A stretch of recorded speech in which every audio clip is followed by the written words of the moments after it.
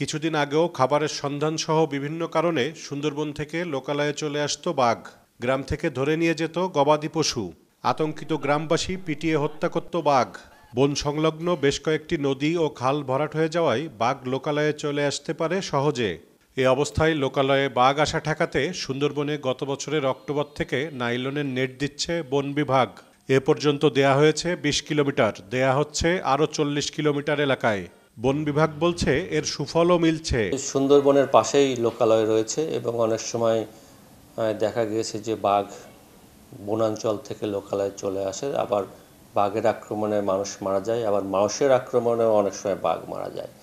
এই যে বাঘ মানুষের দ্বন্দ্ব, এই দ্বন্দ্ব নিরসনের জন্য এবং মানুষ এবং বাঘ যাতে নিরাপদ থাকতে পারে যার যার আবাসস্থলে, সেই জন্য কিন্তু আমরা এই সুন্দরবনের লোকালয় সংলগ্ন সীমানা আছে সেখানে ৬০ কিলোমিটার দীর্ঘ আমরা ওই যে লাইলনের ফেন্সিং আমরা শুরু করেছি আরসিসি খুঁটি সহকারে। তো এই কাজ আমরা অনেক ক্ষেত্রেই প্রায় ২০ কিলোমিটার মতো আমরা করেছি। বাকিটা আমাদের যে প্রজেক্ট পিরিয়ড আছে সেটার মধ্যে আমরা বাস্তবায়ন করতে পারবো এবং এটা বাস্তবায়ন করতে পারলে আমরা আশা করি যে বাঘ মানুষের দ্বন্দ্ব প্লাস বনাঞ্চল থেকে লোকালয়ে বাঘ চলে আসা এটা নিরসন হবে।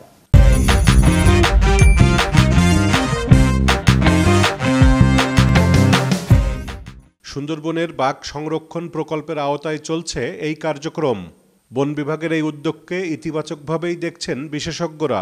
এটা অনেক জায়গায় করা হয়, সাধারণত বন্যপ্রাণী লোকালয়ে যাতে ঢুকতে না পারে সেজন্য এই ধরনের কাজগুলো করা হয়। খুব মোটা নাইলনের দড়ি দিয়ে এটা করা হয়।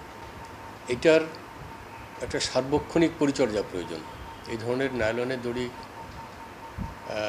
অনেক দীর্ঘ সময় যদি থাকে তখন স্বাভাবিকভাবে এইগুলো অরক্ষণীয় হয়ে পড়ে। সেই ব্যাপারে আমাদের বনকর্মীরা যেমন ওই সংলগ্ন এলাকায় টহল দেবে, সেই রকম আমাদের ভিলেজ টাইগার রেসপন্স টিম আছে আমাদের স্থানীয় জনগণকে সম্পৃক্ত করে, প্লাস আমাদের কমিউনিটি পেট্রোলিং গ্রুপ আছে, তাদেরকে নিয়ে আমরা সভা করেছি এবং তাদেরকে এই কোথায় কোথায় আমাদের নেটিং হচ্ছে সেই বিষয়গুলো আমরা তাদেরকে অবহিত করছি এবং আমরাও চাচ্ছি যে স্থানীয় জনগণকে রক্ষার উদ্দেশ্যে যেহেতু এই ফেন্সিংটা করা হচ্ছে, কাজে আমরা প্রত্যাশা থাকবে স্থানীয় জনগণই এই ফেন্সিংটা রক্ষার ব্যাপারে প্রয়োজনীয় ব্যবস্থা গ্রহণ করবে। সবশেষ শুমারি অনুযায়ী সুন্দরবনে বাঘ রয়েছে ১২৫টি। মামুন রেজা, চ্যানেল 24, খুলনা।